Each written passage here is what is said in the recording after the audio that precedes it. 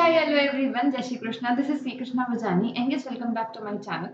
In this video, we are gonna revise registration वाला chapter जो काफी स्टूडेंट्स डिमांड भी कर रहे थे कि मैम इस चैप्टर का भी रिवीजन वीडियो अपलोड कर दीजिए। एंड देखो, मैंने ना ऑलरेडी सारे चैप्टर्स के रिवीजन वीडियो अपलोड कर चुके हैं एक्सेप्ट जो 2-3 लास्ट के बचे हैं। एक तो रजिस्ट्रेशन मैंने नहीं अपलोड किया था जो आज अपलोड हो रहा है, एंड रिटर्न्स वाला चैप्टर एंड टीडीएस टीसीएस वाला। आई थिंक ये 2 से 3 छोटे छोटे चैप्टर्स जो है वो बचे हैं मेरे साइड से अपलोड करने के लिए, जो मैं अभी कुछ दिन में 1-2 दिन में अपलोड कर दूंगी दोनों ही चैप्टर्स। तो मेरे साइड से फुल जीएसटी के सारे chapters in detail with the summary notes आपको फ्रीली अवेलेबल है। टेलीग्राम से आप नोट्स डाउनलोड कर सकते हैं, एंड जैसा भी आपको लगेगा, अच्छा लगेगा, कुछ डाउट हो या फिर जो भी आप मुझे कमेंट सेक्शन में बता सकते हैं। अलॉन्ग विथ टेलीग्राम चैनल है डिस्कशन के लिए, वो आप वहां पर डिस्कशन कर सकते हैं। ठीक है, तो let's start the revision. Registration, ये जो चैप्टर है वो बहुत बड़ा चैप्टर है, तो आपको एग्जाम पॉइंट ऑफ व्यू से के सारे सेक्शन, सारे प्रोविजन अच्छे से आने चाहिए। क्या देखो सर, जो मैं बताऊंगी कि ये इंपॉर्टेंट है, ये तो अच्छे से ये वाला सेक्शन कर ही लेना। बाकी जो बहुत ज्यादा प्रोसीजरल पार्ट है उसको वंस इन टाइम एक रीड आउट दे देना तो भी चलेगा। मैं जो पढ़ा रही हूँ वो सुन लेना, अदरवाइज बाकी सेक्शन जो मैं बताऊंगी जो इंपॉर्टेंट है उसको अच्छे से बस कर लेना। ठीक है, रजिस्ट्रेशन अंडर जीएसटी ये लेना क्यों जरूरी है? सिंपल सी बात है, अगर आपको जीएसटी पे करना है आपको रजिस्ट्रेशन लेना पड़ेगा। अगर आपको आईटीसी क्लेम करना है आपके पास जीएसटी रजिस्ट्रेशन होना चाहिए, क्योंकि आईटीसी लेने का पहली एलिजिबिलिटी क्या है as per section 16(1) that you should be but a registered person. ठीक है, तो रजिस्ट्रेशन लेना जरूरी है to pay the tax and to claim the ITC.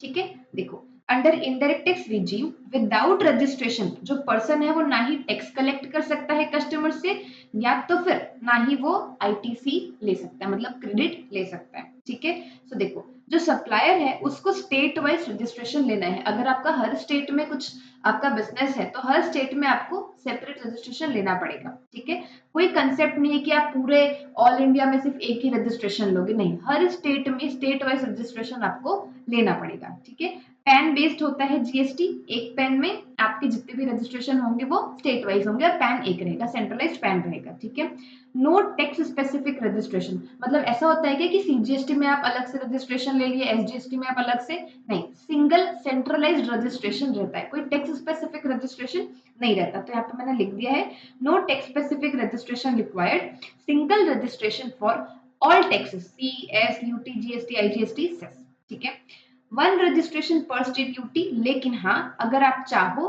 तो एक ही स्टेट में, मतलब सेम स्टेट में अलग अलग अगर प्लेस ऑफ बिजनेसेस है आपके, तो उन दोनों ही प्लेस ऑफ बिजनेस में आप अलग सेपरेट रजिस्ट्रेशन ले सकते हो एज पर योर चॉइस। ये इसको क्या कहा जाता है, वॉलेंटरी सेपरेट रजिस्ट्रेशन। ठीक है, अब सर रजिस्टर्ड पर्सन और टैक्सेबल पर्सन दोनों में क्या डिफरेंस है?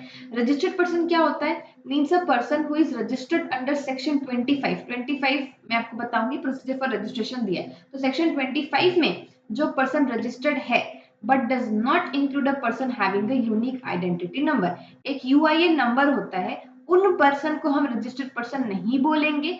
जो पर्सन सेक्शन 25 में रजिस्टर्ड है वही पर्सन क्या माना जाएगा, रजिस्टर्ड पर्सन माना जाएगा। अब टैक्सेबल पर्सन क्या होता है? टैक्सेबल पर्सन वो होता है जो रजिस्टर्ड है या तो फिर लायबल टू बी रजिस्टर्ड है। ठीक है, हो सकता है कि उसका थ्रेशोल्ड लिमिट 20 लाख जो टर्नओवर होता है उससे क्रॉस कर गया है, तो अगर 20 लाख से टर्नओवर क्रॉस कर गया है, now who is he is liable to be registered, तो उसको भी हम क्या बोलेंगे, टैक्सेबल पर्सन बोलेंगे। ठीक है, अब registration required only for a place of business where taxable supplies takes place। अब आप ही बताओ, अगर आपकी कोई शॉप है जहां से आप मान लो अल्कोहलिक लीकर बेचते हैं, ठीक है, तो क्या ये टैक्सेबल है? क्या नहीं, तो जीएसटी से ही बाहर, में जीएसटी ही नहीं लगता है। तो अगर आपका धंधा ही अल्कोहलिक लीकर बेचने का है फॉर ह्यूमन कंजम्पशन, तो आपको जीएसटी में रजिस्ट्रेशन लेने की कोई रिक्वायरमेंट नहीं है, भले ही आपका टर्नओवर जो है वो थ्रेशोल्ड से क्रॉस कर जाए। ठीक है, तो देखो registration required only for a place of business जहां से आपका टैक्सेबल सप्लाईज होता है। ठीक है, and no liability to obtain registration in state और यूटी जहां पे आपका एग्जेम्प्ट या फिर नॉन टैक्सेबल सप्लाईज होते हैं, वहां पे आपको रजिस्ट्रेशन लेने की रिक्वायरमेंट नहीं है। ठीक है, अब प्लेस ऑफ बिजनेस मैं इतनी बार बोल रही हूँ, प्लेस ऑफ बिजनेस होता क्या है? प्लेस ऑफ बिजनेस ऐसा प्लेस जहां से आपका बिजनेस ऑर्डिनरीली आप कैरी करते हैं, जैसे कि जहां पे आपका वेयर हाउस है, गोडाउन है, या फिर कोई भी प्लेस है where a taxable person store his goods, supplies और रिसीव गुड्स और सर्विस, और both that is your place of business, जहां से ऑर्डिनरीली आप अपना बिजनेस कैरी ऑन करते हैं। या फिर जहां पे जो पर्सन टैक्सेबल पर्सन है वो अपनी बुक्स ऑफ अकाउंट मेंटेन करता है, उसको भी प्लेस ऑफ बिजनेस कहा जाता है। या तो फिर a place where a taxable person is engaged through an agent by whatever name called। अगर किसी एजेंट के थ्रू, मान लो आप एक स्टेट में पूरा काम करवा रहे हो, तो फिर एजेंट के थ्रू जो भी प्लेस में बिजनेस हो रहा है, that place is also your place of business. ठीक है, अच्छा, अब शुरू करते हैं। देखो कितने सेक्शन है इसमें, 22 से लेके 30 तक है। ठीक है, सेक्शन 22 बात करता है पर्सन लायबल फॉर रजिस्ट्रेशन, कौन से पर्सन को रजिस्ट्रेशन लेने की लायबिलिटी हो चुकी है या फिर अराइज होंगी। 23 में बोलता है कि नहीं, person not liable to registration. तो कौन कौन से पर्सन है जिसको रजिस्ट्रेशन लेने की लायबिलिटी नहीं है। ठीक है, सेक्शन 24 में कहा गया है कि कंपलसरी रजिस्ट्रेशन लेना ही पड़ेगा कुछ कुछ केसेस में। फिर आपको 25 में बता दिया कि जिनको रजिस्ट्रेशन लेना है, प्रोसीजर क्या रहेगा रजिस्ट्रेशन लेने का। ठीक है, 26 में आएगा आपका डीम्ड रजिस्ट्रेशन, क्या होता है मैं आगे बताऊंगी। 27 में सीटीपी एनआरटीपी के लिए जो कुछ स्पेशल प्रोविजंस है रजिस्ट्रेशन के रिगार्डिंग वो है। सेक्शन 28 में अमेंडमेंट कैसे करते हैं, कब करते हैं, किन फील्ड्स के लिए करते हैं, वो सारी चीजें। 29 में इतने सारे रजिस्ट्रेशन ले लिया, अमेंडमेंट कर दिया। अब अगर रजिस्ट्रेशन कैंसिल करना हो तो कैंसलेशन कैसे होगा, सस्पेंशन कैसे होगा, फिर वो कैंसलेशन जो है वो रिवोक कैसे होगा, सेक्शन 30 में दिया हुआ है। ठीक है, तो शुरू करते हैं section number 22, that is person liable for registration. कौन कौन से पर्सन है जिनको जीएसटी में रजिस्ट्रेशन लेने की लायबिलिटी अराइज हो गई है। देखो 22(1) बोलता है एवरी सप्लायर ऑफ गुड्स और सर्विसेज और बोथ, हर एक सप्लायर ऑफ गुड्स और सर्विस और both is required to obtain registration supply in the state or union territory from where he makes taxable supply if his aggregate turnover exceeds specified turnover or threshold limit in a financial year। अब मतलब जहां से भी वो जिस भी state में जिस भी यूनियन टेरिटरी में टैक्सेबल सप्लाई करता है और उस सप्लाई से एग्रीगेट टर्नओवर जो है वो स्पेसिफाइड थ्रेशोल्ड लिमिट से एक्सीड कर गया है, तो वो सप्लायर क्या हो जाएगा, लायबल फॉर रजिस्ट्रेशन हो जाएगा। अब आप पूछोगे कि ये थ्रेशोल्ड लिमिट क्या होता है। थ्रेशोल्ड लिमिट मतलब आपका वही एग्रीगेट टर्नओवर 20 लाख 10 लाख 40 लाख में आगे बताऊंगी यहाँ पर कितने कितने क्या क्या होते हैं। ठीक है, तो पहले मैं आपको ये बता देती हूँ, चलो पहले ये बता देती हूँ specified threshold limits for registration क्या होता है। देखो जब रजिस्ट्रेशन की लिमिट डिसाइड हो रही थी, ठीक है, तो कई सारे स्टेट्स थे जो काफी छोटे स्टेट्स थे जहां पे इतना ज्यादा बड़े बड़े टर्नओवर वाले बिजनेसेस नहीं करते थे लोग। ठीक है, तो जैसे कि आपका ये है NM2T मतलब Nagaland, Manipur, Mizoram and Tripura. In 4 states में अगर गवर्नमेंट मेंशन कर रही थी कि जो थ्रेशोल्ड लिमिट है वो 20 लाख है, तो इन 4 स्टेट्स वालों ने बोला कि देखो हम इस थ्रेशोल्ड तक पता नहीं कब पहुंचेंगे, हमारा इतना थ्रेशोल्ड है ही नहीं। ठीक है, तो आप हमारे लिए थ्रेशोल्ड कम रखो। तो गवर्नमेंट ने इनके लिए थ्रेशोल्ड कितना रखा है सर, ओनली 10 लाख।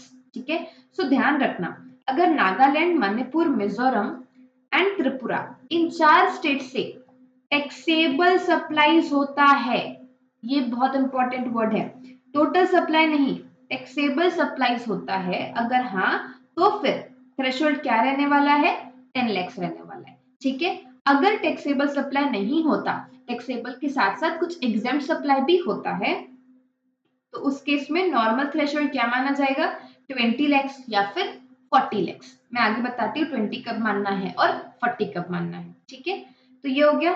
उसके बाद कुछ कुछ जो स्पेशल कैटेगरी स्टेट्स थे जिसमें से एक 4 तो ये हो गए। उसके बाद मैंने बनाया एटीएम यूएसपी।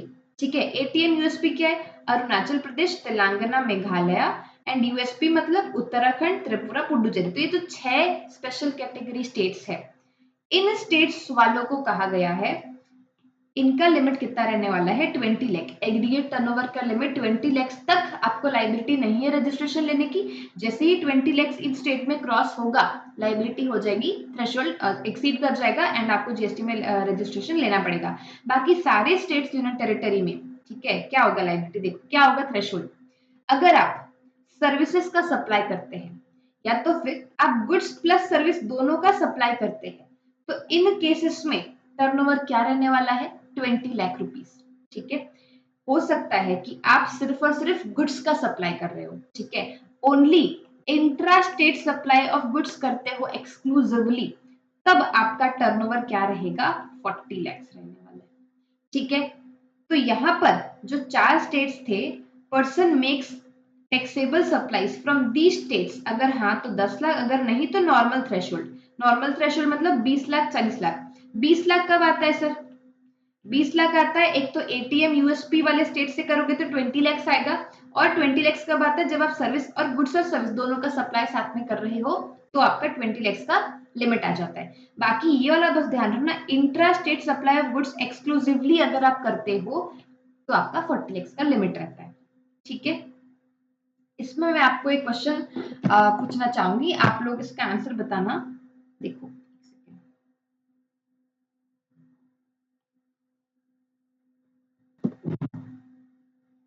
देखो ये जो हमने लिमिट्स पढ़ी, एमएमटी वाली, ये अपना एनएम स्क्वायर टी वाली और एटीएम यूएसपी वाली, एक बार मैं रिवाइज करवा देती हूँ। ठीक है, एनएम स्क्वायर टी, इसमें इन स्टेट से अगर आप सिर्फ टैक्सेबल सप्लाई करते हो तो लिमिट क्या रहने वाली है, 10 लाख। अगर नहीं करते तो नॉर्मल 20 और 40 लाख वाली लिमिट लगने वाली है। ठीक है, जो एटीएम यूएसपी वाले स्टेट्स हैं, इनसे अगर आप कोई भी सप्लाई करते हो, चाहे गुड्स का हो चाहे सर्विस का हो, your limit will be what, 20 lakhs. और बाकी सारे स्टेट्स के लिए अगर आप सर्विस का सप्लाई करते हो तो लिमिट विल बी 20 लैक्स, या फिर गुड्स और सर्विस बोथ का सप्लाई करते हो तो भी limit will be 20 lakhs. But अगर आप सिर्फ और सिर्फ intra state supply of goods करते हो, then in that case your limit will be 40 lakh. ठीक है, अभी देखो पहला केस, असम से आप कर रहे हो टैक्सेबल सप्लाई, कितने का, 15 लाख का। ठीक है, मुंबई से आप कर रहे हो एग्जेम्प्ट सप्लाई, कितने का, 19 लाख का। और मणिपुर से आप कर रहे हो टैक्सेबल सप्लाईज, कितने का, 5 लाख का। टोटल कितना हो रहा है, 39 लाख। ठीक है, मतलब एग्रीगेट टर्नओवर कितना हो रहा है, 39 लाख हो रहा है। तो आप बताओ कि क्या, अच्छा किसका सप्लाई करें, तो मान लो कि यहां से उन लोग कर रहे हैं intra state supply of goods. ठीक है, अब आप लोग बताओ कि क्या इनको किन किन स्टेट में रजिस्ट्रेशन लेने की रिक्वायरमेंट है। ठीक है, पॉज कर लो, सोच लो, फिर आंसर देखो। ठीक है, अब मैं बता रही हूँ आंसर। देखो क्या होगा, जहां से भी, अगर ये मणिपुर है, ठीक है, मणिपुर से कौन सा सप्लाई हो रहा है, टैक्सेबल सप्लाई। आपको मैंने क्या पढ़ाया था, ये देखो क्या पढ़ाया था मैंने, कि अगर ये वाले 4 जो स्टेट्स है, यहां से अगर आप टैक्सेबल सप्लाई करते हो तो टर्नओवर लिमिट क्या हो जाता है, 10 लाख हो जाता है। तो पूरे की पूरे सारे स्टेट्स में से टर्नओवर लिमिट आपका रिड्यूस होकर कितना हो जाएगा, 10 लाख रुपए। अब आपको तीनों में से देखना है कि हाँ जो हमारा टोटल है वो क्या 10 लाख से इंक्रीज हो रहा है, क्या हो रहा है। अगर हो रहा है तो आपको जीएसटी में रजिस्ट्रेशन लेना पड़ेगा। अब क्या सारे स्टेट्स में जीएसटी में रजिस्ट्रेशन लेना पड़ेगा क्या, नहीं, only in Assam and only in Manipur, क्योंकि यहाँ से तो आप सिर्फ और सिर्फ एग्जाम सप्लाई कर रहे हो। जिस स्टेट से टैक्सेबल सप्लाई होगा उस स्टेट में आप क्या लोगे, रजिस्ट्रेशन लोगे। ठीक है सर, यहाँ पर क्या हो रहा है, जैसे मैंने यहाँ पे बताया था कि मणिपुर से आप क्या कर रहे हो, टैक्सेबल सप्लाई कर रहे हो।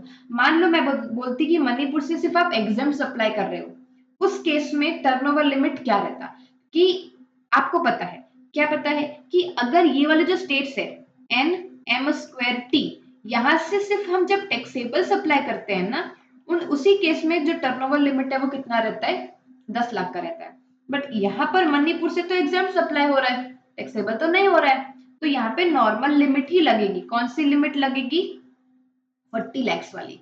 अगर 40 लैक्स लिमिट लगेगी तो फिर उस केस में तो ये 39 लैक्स है, तो वहां पे आपको रजिस्ट्रेशन नहीं लेना है। ठीक है, लास्ट केस, असम से टैक्सेबल सप्लाई हो रहा है, मुंबई से एग्जाम सप्लाई हो रहा है, मणिपुर से भी एग्जाम सप्लाई हो रहा है, और सिक्किम, सिक्किम किस में आ जाएगा, एटीएम यूएसपी, तो एस से सिक्किम, यहां से जो भी सप्लाई करो आपका टर्नओवर क्या रहता है, 20 लाख रहता है। तो इस केस में टर्नओवर लिमिट रिड्यूस हो जाएगी टू 20। फिर आप एग्रीगेट टर्नओवर कैलकुलेट करना, अगर 20 से ज्यादा रहा तो आपको टैक्सेबल जहां से आप सप्लाई करते हो वहां पे आपको जीएसटी का रजिस्ट्रेशन लेना पड़ेगा।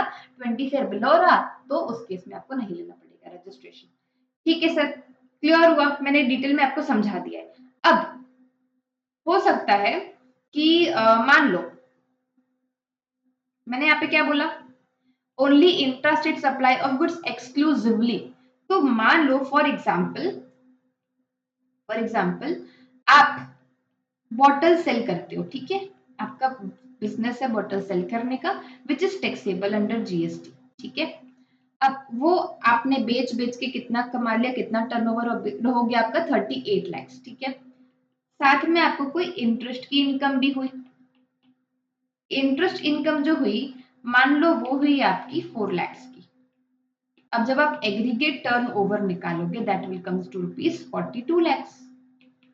अब दुकान वाला बोलेगा कि साहब अगर मैं इंटरेस्ट इनकम नहीं दिखाता तो मेरा 40 लाख के विद ही नहीं रहता और मैं आराम से जीएसटी नहीं पे करता, जीएसटी में रजिस्ट्रेशन होने के लिए लायबल ही नहीं रहता। सिर्फ ये इंटरेस्ट इनकम के कारण मेरा टर्नओवर लिमिट एक तो हो गया है 42 लाख से ज्यादा, ठीक है। और हाँ, ऐसा भी हो सकता है ना कि जो मैंने यहाँ पर आपको पढ़ाया था, अगर गुड्स प्लस सर्विस हुआ तो टर्नओवर लिमिट 20 लाख हो जाएगा। तो क्या आप मेरा टर्नओवर लिमिट 40 लाख वाला जो था उससे 20 लाख कर देंगे क्योंकि मैं गुड्स प्लस सर्विस दोनों का सप्लाई कर रहा हूँ और दोनों की इनकम मुझे हो रही है? तो नहीं, गवर्नमेंट ने बोला है कि for the purpose of registration में जब आपको एग्रीगेट टर्नओवर कैलकुलेट करना रहता है उस केस में हम इंटरेस्ट इनकम को एज अ गुड्स ही ट्रीट करेंगे और आपका जो टर्नओवर है वो 40 लाख का ही रहने देंगे, ना कि उसको क्या 20 लाख नहीं करेंगे, ठीक है। तो देखो यहाँ पर क्या लिखा हुआ है, ये देखो। सबसे पहले ये तो आपको पता है एग्रीगेट टर्नओवर में क्या क्या इंक्लूड होगा, तो क्या क्या इंक्लूड होगा, value of all outward supply taxable exempt export interstate of persons having the same PAN to be computed on all India basis. यहाँ तक तो आपको पता है। एक्सक्लूड्स टैक्स के अमाउंट, अब टैक्स ही तो लगाना है तो टैक्स का अमाउंट थोड़ी ना उस वैल्यू पे एग्रीगेट टर्नओवर इंक्लूड कर देंगे, नहीं कर देंगे। तो इसमें क्या एक्सक्लूड होगा sir, CGST, SGST, UTGST, IGST, cess, ये नहीं लगेगा। Plus value of inward supply on which tax payable under reverse charge. आपको पता है ना कि इनवर्ड सप्लाई के केस में टैक्स कौन पे करता है, रेसिपिएंट पे करता है, तो वो आपके टर्नओवर का पार्ट नहीं बनेगा। पर हाँ, outward supply taxable under reverse charge. आप अगर कोई ऐसी सर्विस करते हो, अगर आप कोई ऐसी सप्लाई करते हो जिसमें आरसीएम लगेगा, अगर आप कुछ ऐसी सप्लाई किए जिसमें टैक्स कौन पे करेगा, आरसीएम, मतलब सामने वाला पे करेगा, ठीक है। लेकिन है तो आपकी सप्लाई ना, है तो आपने किया है ना, वो टर्न आपने सप्लाई किया है ना, that is your outward supply which is taxable under reverse charge. It would continue to be a part of the aggregate turnover of the supplier of such service. ये जो मैंने आपको बताया था 20 to 1 इंटरेस्ट वाला, क्या लिखा है देखो, person considered to be engaged exclusively in supply of goods.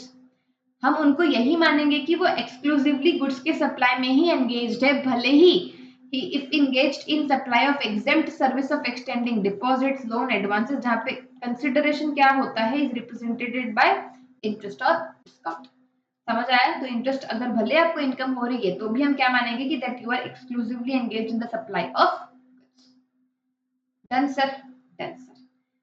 अभी यहाँ पर क्या क्या लिखा हुआ है देखो, अगर आप डिस्टिंक्ट पर्सन के बीच में जो भी सप्लाई होता है अंडर द सेम पेन वो भी आपके एग्रीगेट टर्नओवर में काउंट होगा, ठीक है। इफ इंटरस्टेट और interstate with voluntary separate registration, सारा चीज क्या होगा, आपके सप्लाई या फिर आपके एग्रीगेट टर्नओवर पे काउंट होने वाला है, ठीक है। उसके बाद क्या बोल रहा है, एग्रीगेट टर्नओवर में क्या क्या इंक्लूड होना चाहिए, सारे supplies which is made by taxable person, चाहे ऑन अकाउंट और on behalf of all his principles. अगर एजेंट ने भी प्रिंसिपल के बिहाफ में कोई सप्लाई किया तो वो भी तो प्रिंसिपल के टर्नओवर पे ही तो ऐड होगा ना, एजेंट के टर्नओवर पे थोड़ी ना ऐड हो जाएगा, ठीक है। उसके बाद सर जॉब वर्क, अगर जॉब वर्कर के पास आप कोई गुड्स भिजवाते हो, ठीक है, और वहां से वो सेल होता है, तो ऐसा नहीं कि वो जॉब वर्कर के टर्नओवर पे इंक्लूड हो जाएगा, that will always be a part of the turnover of the principal, ठीक है। So value of goods after completion of job work which is supplied directly from the premises of job worker, वो किसका part बनेगा sir, किसके turnover का part बनेगा, aggregate turnover of the principal, not a job worker, भले ही job worker registered ही क्यों ना हो, ठीक है। समझ आ गई बात? अभी 22 क्या बोलता है, नॉर्मल सा प्रोविजन है, जब ट्रांजिशन हुआ था ना जीएसटी एक्साइज से जीएसटी में, ठीक है, उस केस में ये बताया गया कि हर एक पर्सन जो पहले दूसरे एक्ट में रजिस्टर्ड थे वो अब उनको किस में रजिस्टर्ड होना पड़ेगा, जीएसटी एक्ट में, दैट इज इट। ठीक है, ये अब मैंने आपको बता दिया। अब ये जो है ना, जहां पर भी रजिस्टर्ड बिजनेस अगर ट्रांसफर किया जाता है किसी और पर्सन को एज अ गोइंग कंसर्न, मान लो ड्यू टू सक्सेशन और अदरवाइज, जो ट्रांसफर ही है उसको रजिस्ट्रेशन लेना पड़ेगा for tax from the date of the transfer, या तो फिर ऐसे सेम केस होता है अमालगमेशन और डीमर्जर के केस में, जहां पे transferee will be liable from the date on which ROC issues, ठीक है, register of company issue the certificate of incorporation. तो ये दोनों केसेस में ट्रांसफरीज को क्या करना पड़ेगा सर, रजिस्ट्रेशन लेना पड़ेगा। ठीक है sir, okay. Now coming to section 22 हो चुका है अपना, अच्छे से हो गया किसको रजिस्ट्रेशन लेने की रिक्वायरमेंट, मैंने टर्नओवर का बहुत ही अच्छे से आराम से एग्जांपल के साथ आपको एक्सप्लेन किया है। अब आते हैं सेक्शन नंबर 23 में, ये क्या बोलता है सर, देखो section 23 talks about persons not liable for registration. कौन से ऐसे पर्सन्स होते हैं जिनको जीएसटी में रजिस्ट्रेशन होने की जरूरत नहीं है, तो वो पर्सन्स जो सिर्फ और सिर्फ उस गुड्स और सर्विस और बोथ वो सप्लाई करते हैं जो गुड्स और सर्विस या तो टैक्स में लायबल ही नहीं है या तो फिर एग्जेम्प्ट है। ठीक है, so person engaged exclusively in the business of supplying goods service और both goods service or both that are not liable to tax or are wholly exempt from tax, या तो फिर वो पर्सन जो एग्रीकल्चरिस्ट है, ठीक है, to the extent of supply of produce out of cultivation of land, अगर वो लैंड में जो भी उसने खेती बाड़ी करके उगाया होगा वो अगर सप्लाई करता है एग्रीकल्चरिस्ट, उसको जीएसटी में रजिस्ट्रेशन लेने की लायबिलिटी नहीं है। ठीक है, एग्रीकल्चरिस्ट मतलब आप क्या बोलोगे, इंडिविजुअल और HUF who undertakes cultivation of land by own labour और लेबर ऑफ फैमिली, या खुद के लेबर्स होते हैं या फिर फैमिली में से ही लोगों को बुला के हेल्प करवा के वो सारा चीज लैंड का कल्टीवेशन वगैरह करता है। ठीक है, या तो फिर बाय सर्वेंट्स ऑन वेजेस, जो वेजेस में दिहाड़ी बोलते हैं ना, जिसको एक दिन का भाड़ा देते हैं एंड उनको क्या करवाते हैं, वेजेस के थ्रू पूरा काम करवाते हैं। ठीक है, या तो फिर हायर लेबर अंडर पर्सनल और फैमिली सुपरविजन। ओके, तो ये होते हैं आपके एग्रीकल्चरिस्ट। ठीक है सर, अब आते हैं person making only RCM supplies, जो पर्सन सिर्फ आरसीएम सप्लाईज ही करते हैं। ठीक है, which is not applied to person engaged in the supply of metal scrap, ये उनके लिए एप्लीकेबल नहीं होता है जो पर्सन सिर्फ और सिर्फ मेटल स्क्रैप के बिजनेस में एंगेज्ड है। ठीक है सर, तो जो पर्सन ओनली आरसीएम सप्लाईज ही करता है, आउटवर्ड आरसीएम सप्लाईज करता है, आपको भी पता है कि टैक्स तो सामने वाला पे करेगा। ठीक है, तो उसको भी रजिस्ट्रेशन लेने की रिक्वायरमेंट नहीं है। उसके बाद person making interstate supply of taxable services, ध्यान रखना इंट्रास्टेट कर रहे हो अगर आप, सॉरी इंट्रास्टेट सप्लाई अगर आप करते हैं, ठीक है, इंट्रास्टेट में अगर आपका टर्नओवर 20, 10 और 40 विद इन लिमिट ही है, एक्सीड नहीं किया है, तो आपको रजिस्ट्रेशन लेने की रिक्वायरमेंट नहीं है। बट अगर आप इंटर स्टेट सप्लाई करते हैं और वो भी ऑफ गुड्स का इंटर स्टेट सप्लाई अगर आप करोगे ना, आपको कंपल्सरी रजिस्ट्रेशन लेना पड़ जाएगा। बट सर्विस के केस में थोड़ा रिलीफ है, इंटर स्टेट सर्विस करोगे तो भले करो, कोई दिक्कत नहीं है, बट जैसे ही आपका टर्नओवर लिमिट से क्रॉस करेगा आपको रजिस्ट्रेशन लेना पड़ जाएगा। वही चीज लिखी हुई है, देखो पर्सन मेकिंग इंटरस्टेट, ठीक है, person making interstate supply of taxable services, ठीक है, person making interstate supply of taxable services up to 10 और 20 lakhs, notified handicraft goods up to 20 और 10 lakhs, ईवे बिल बनाना जरूरी होता है इस केस में, बस वो बताया गया था। बाकी हाँ, जैसे ही एक्सीड करेगा तो रजिस्ट्रेशन लेना है, नहीं तो फिर रजिस्ट्रेशन नहीं लेना है। ठीक है, उसके बाद किसको कंपल्सरी रजिस्ट्रेशन लेना है, सीटीपी मतलब कैजुअल टैक्सेबल पर्सन, जो इंटरस्टेट सप्लाई करता है किसका, नोटिफाइड हैंडीक्राफ्ट गुड्स का अप टू 20 और 10 लाख, जहां पे आपको ईवे बिल जनरेट करना पड़ेगा। ठीक है, उसके बाद ऐसे पर्सन जो सप्लाई करते हैं सर्विसेज थ्रू एन ईसीओ जिनका एग्रीगेट टर्नओवर रहता है अप टू 20 और 10 lakhs other than specified services of 95 मैंने ऑलरेडी जो है आपको पढ़ा चुका है, जब मैं कौन सा करवा रही थी सर, टीसीएस वाला मैंने पिछले वीडियो पे डाला था। बाकी हाँ 95 वाला ऑलरेडी डन हो चुका है। ठीक है, person making supply of services through an ECO with aggregate turnover up to 20 और 10 lakhs, अगर कोई पर्सन ईसीओ के थ्रू सप्लाई करता है, ठीक है, और टर्नओवर है विद इन लिमिट 20 और 10 लाख के लिमिट में टर्नओवर है, उसको भी रजिस्ट्रेशन जीएसटी में लेने की रिक्वायरमेंट नहीं है। मैं बात कर रही हूँ किसकी सर? सर्विसेज की। लेकिन जो पर्सन गुड्स का सप्लाई करता है थ्रू एन ईसीओ, ठीक है, who is required to collect TCS under section 52 and जिनका aggregate turnover preceding financial year में और करंट फाइनेंशियल ईयर में रजिस्ट्रेशन से एक्सीड नहीं करता जो थ्रेशोल्ड लिमिट है उससे, subject to the following conditions. देखो, वैसे तो inter state supply of service वालों के लिए क्या बोला गया है कि अगर टर्नओवर आपका विद इन लिमिट है, 10 लाख 20 लाख के लिमिट के विद इन है, तो आपको रजिस्ट्रेशन लेने की रिक्वायरमेंट है क्या? नहीं है, वही हम लोग पढ़ रहे हैं इस सेक्शन में। लेकिन अगर बात आती है inter state supply of goods की, which is also through ECO, तो उस पर्सन को कंपलसरी रजिस्ट्रेशन लेना पड़ेगा अगर गुड्स का वो इंटरस्टेट सप्लाई करता है और ईसीओ के थ्रू करता है। ठीक है, ईसीओ के थ्रू अगर कोई सप्लाई करता है गुड्स का, तो उसको क्या लेना पड़ेगा? कंपलसरी रजिस्ट्रेशन लेना पड़ेगा। बट ध्यान रखना, अगर वो ईसीओ ये सारे प्रोविजंस फुलफिल करता है ना, तो उस केस में उस पर्सन को जो ईसीओ के थ्रू गुड्स सप्लाई कर रहा है उसको भी एग्जाम्पशन मिल जाएगी कि उसको जीएसटी में रजिस्ट्रेशन नहीं लेना है। ठीक है, वही बोलना चाह रहे हैं। देखो, person making supply of goods, यहाँ पे सिर्फ सप्लाई ऑफ सर्विस था, यहाँ पे गुड्स का सप्लाई अगर वो कर रहा है ईसीओ के through, who is required to collect TCS under section 52 and जिनका एग्रीगेट टर्नओवर पिछले साल और करंट ईयर में टर्नओवर से एक्सीड नहीं किया है, लेकिन subject to the following condition, जैसे ये कंडीशंस फुलफिल हो जाएगी आपको रजिस्ट्रेशन लेने की रिक्वायरमेंट नहीं है गुड्स के केस में अगर आप ईसीओ के थ्रू सप्लाई करते हैं तो।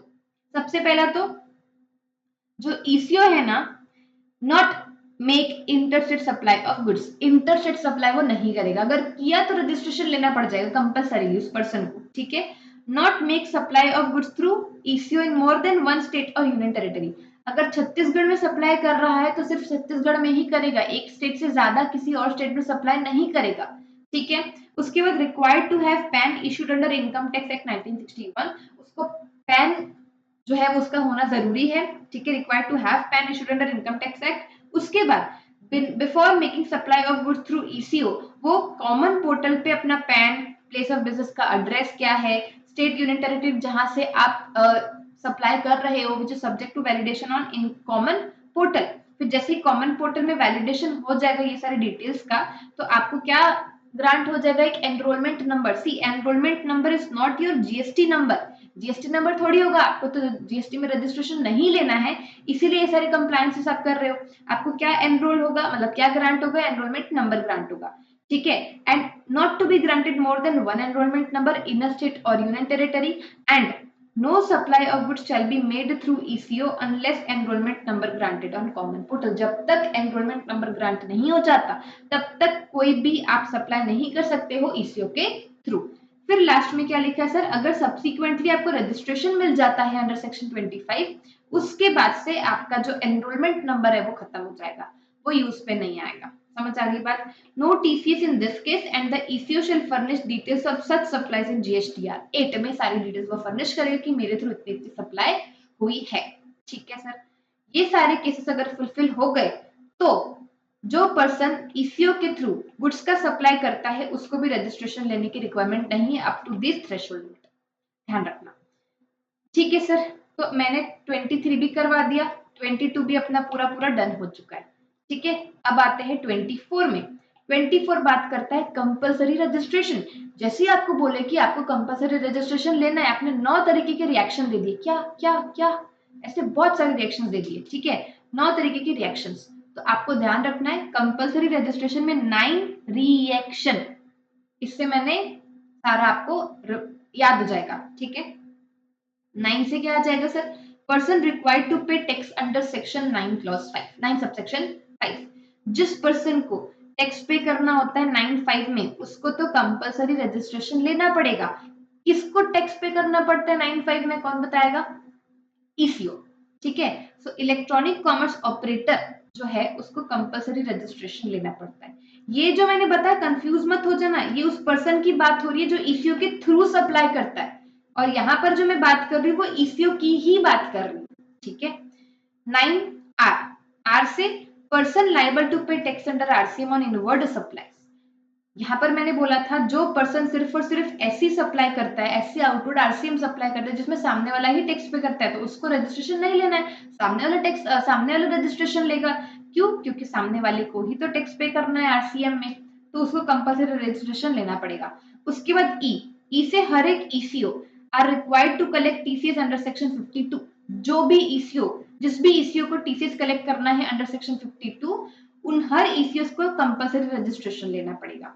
और उसके बाद जो भी पर्सन गुड्स और सर्विस सप्लाई करता है ईसीओ के through, where ECO required to collect TCS, तो उनको भी रजिस्ट्रेशन लेना पड़ेगा। हाँ, एग्जेम्पशन है, अगर अप टू थ्रेशोल्ड लिमिट तक है तो नहीं लेना पड़ेगा, जैसे थ्रेशोल्ड लिमिट से क्रॉस होगा उसको क्या करना पड़ जाएगा, रजिस्ट्रेशन लेना पड़ जाएगा।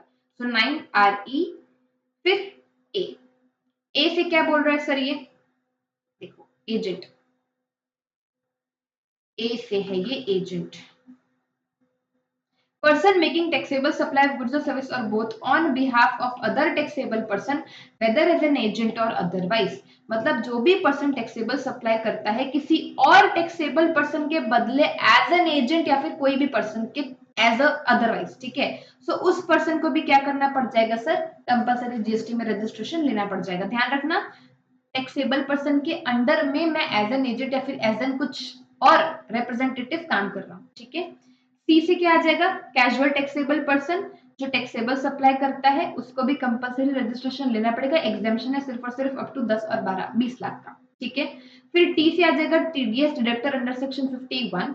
आई से इनपुट सर्विस डिस्ट्रीब्यूटर। फिर आई से person making inter state taxable supply अगर करता है कोई पर्सन, कंपल्सरी रजिस्ट्रेशन लेना पड़ेगा। एग्जाम्पशन क्या है, सर्विस के लिए अप टू 20 और 10 लाख, और जो नोटिफाइड हैंडीक्राफ्ट गुड्स है उनको भी 20 और 10 लाख का लिमिट दिया गया है। बट हाँ, ये वाला ध्यान रखना कि इंटरस्टेट सप्लाई ऑफ गुड्स होगा ना तो फिर बिना किसी लिमिट के चुपचाप कंपल्सरी रजिस्ट्रेशन करा लेना, ठीक है sir.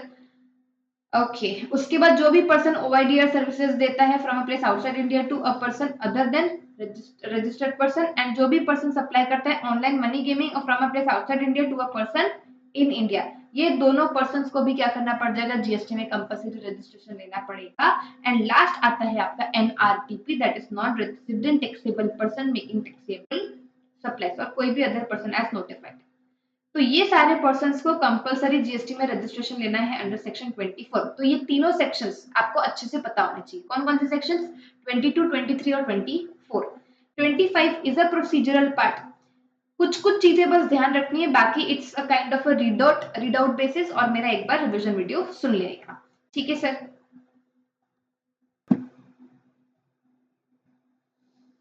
Now section 25 procedure for registration, ठीक है। सो देखो, सेक्शन 25(1) बात करता है where and by when to apply for registration, कब कहाँ कैसे अप्लाई करना है रजिस्ट्रेशन के लिए। तो जो भी person who is liable to be registered under 22 and 24, 22 पता चल गया और 24 मैंने आपको पढ़ा दिया, ठीक है। तो 22 में जो पर्सन लाइबल है रजिस्ट्रेशन के लिए एंड 24 में कंपल्सरी रजिस्ट्रेशन वाले पर्सन, इनको रजिस्ट्रेशन लेना है हर एक स्टेट और यूनियन टेरिटरी में जहां जहां पे भी वो लाइबल है रजिस्ट्रेशन लेने के लिए। कब तक अप्लाई कर देना है, तो within 30 days from the date on which he becomes liable to registration. मतलब फॉर एग्जाम्पल आपको इफेक्टिव डेट ऑफ रजिस्ट्रेशन पता है क्या होता है, पहले मैं को ये बताती हूँ। देखो क्या होता है ना कि फॉर एग्जाम्पल आप 30 जून को आपका जो टर्नओवर का लिमिट है ना वो 20 लाख से क्रॉस हुआ। तो जैसे ही 30 जून को आपका टर्नओवर का लिमिट 20 लाख से क्रॉस हुआ है, आप क्या हो गए, liable to be registered under GST. तो यहां से लेके विद इन 30 डेज तक आपको क्या करना रहेगा, रजिस्ट्रेशन के लिए अप्लाई करना रहेगा, ठीक है। Within 30 days you have to apply for GST registration. अगर आप विद इन 30 डेज अप्लाई कर देते हैं तो आपका इफेक्टिव डेट ऑफ रजिस्ट्रेशन क्या माना जाएगा, ये जिस दिन आप लाइबल थे रजिस्टर्ड होने के लिए, ठीक है। अगर आप विद इन 30 डेज अप्लाई नहीं करते, आफ्टर 30 डेज अप्लाई करते हो, तो फिर उस केस में आपका इफेक्टिव डेट ऑफ रजिस्ट्रेशन क्या रहेगा, जिस दिन आपको रजिस्ट्रेशन सर्टिफिकेट मिला है वो वाला दिन। समझ आई बात। तो देखो इफेक्टिव डेट ऑफ रजिस्ट्रेशन क्या रहेगा, application submitted with in 30 days of the applicant becoming liable to registration अगर विद इन 30 डेज एप्लीकेंट ने सबमिट कर दिया रजिस्ट्रेशन के लिए एप्लीकेशन, तो इफेक्टिव डेट क्या हो जाएगी? Date on which the person becomes liable to registration. And अगर आपने आफ्टर 30 डेज अप्लाई किया तो उस केस में इफेक्टिव डेट जो है वो date of grant of registration रहेगा। ठीक है सर? ठीक है सर। फिर casual taxable person, non resident taxable person, इनको जीएसटी में रजिस्ट्रेशन के लिए कब तक अप्लाई कर देना है? At least 5 days prior to the commencement of business. जिस भी दिन वो बिजनेस कमेंस करना चाहते हैं उसके एटलीस्ट 5 दिन पहले ही वो जीएसटी के रजिस्ट्रेशन के लिए अप्लाई कर दे। ठीक है? उसके बाद सारे person, every person who makes a supply from territorial waters in the coastal और स्टेट और यूनियन टेरिटरी, जिनका नियरेस्ट पॉइंट होगा of the appropriate base line, जो भी अगर वो टेरिटोरियल वाटर पे कुछ सप्लाई करते हैं जो भी पर्सन्स, तो उनके लिए हम कौन से स्टेट में रजिस्ट्रेशन लेंगे? The nearest state of that base line. जो भी बेस लाइन होगी वहां से जो भी नियरेस्ट स्टेट दिख रहा होगा या फिर जो भी नियरेस्ट स्टेट होगा उस स्टेट में क्या लेना पड़ेगा? रजिस्ट्रेशन लेना पड़ेगा। कब तक? वही within 30 days from the date on which he becomes liable to registration. ठीक है सर? ये सब एकदम नॉर्मल बातें। क्या बातें हैं? स्टेट वाइज रजिस्ट्रेशन लेना रहता है, सेंट्रलाइज रजिस्ट्रेशन नहीं रहता। ये सब आप रीड भी करोगे तो आपको समझ आ जाएगा। सेपरेट रजिस्ट्रेशन लेना पड़ेगा for different places of business with in the state में बी ग्रांटेड, जिसको हम क्या बोलते हैं? वॉलंटरी रजिस्ट्रेशन बोलते हैं। सेम स्टेट में ही अगर आपको अलग अलग रजिस्ट्रेशन लेना है तो आप ले सकते हो। ठीक है? For multiple place of business in a single state. अगर आप जो पर्सन है ऑप्ट करता है कंपोजिशन लेवी के लिए, तो he has to apply for the same for all registration under the same PAN. मतलब ऐसा नहीं कि किसी एक स्टेट में कंपोजिशन, किसी एक स्टेट में रेगुलर। सारे स्टेट्स में आपको कंपोजिशन के लिए अगर अप्लाई करते हो, सब में अप्लाई करना पड़ेगा कंपोजिशन में। ठीक है? उसके बाद वॉलेंटरी रजिस्ट्रेशन क्या होता है सर? वॉलेंटरी रजिस्ट्रेशन मतलब वही आपका टर्नओवर लिमिट क्रॉस नहीं किया है, आपको इच्छा है कि मुझे पहले रजिस्ट्रेशन चाहिए, तो वो क्या होती है? Voluntary registration. You are not liable to obtain registration but you had choose to opt for the registration. ठीक है? यूजुअली ऑब्टेन बाय बिजनेसेस, जिसको seamless flow of credit transfer करते जाना है, उसका आईटीसी का बेनिफिट अवेल करना है। ठीक है?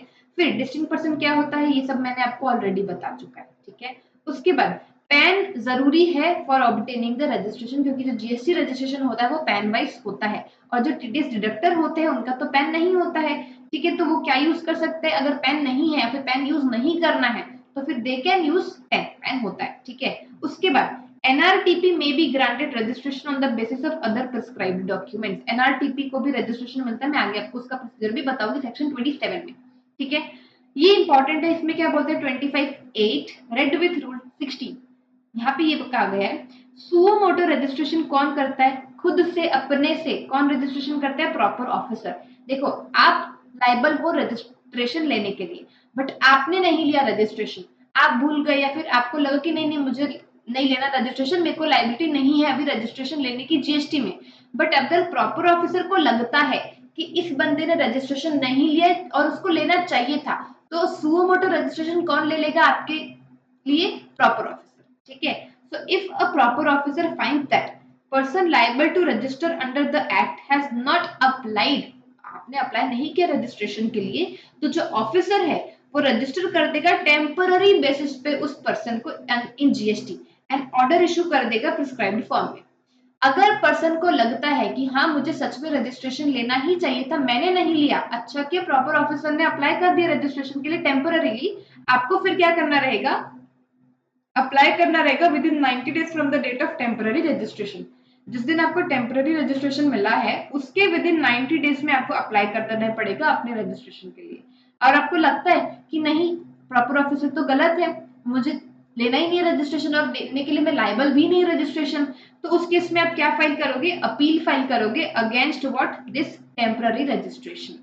अब अगर वो अपील फेल हो गई, ठीक है, अगर वो अपील फेल हो गई उस केस में, मतलब सामने वाला जीत गया और आप प्रॉपर ऑफिसर जीत गया और आप हार गए, तो जो एपेलेट अथॉरिटी वो कंफर्म कर देगी लायबिलिटी, और पर्सन को फिर अप्लाई कर देना पड़ेगा with in 30 days from the of the appellate order, फिर उसको अप्लाई करना पड़ेगा रजिस्ट्रेशन के लिए।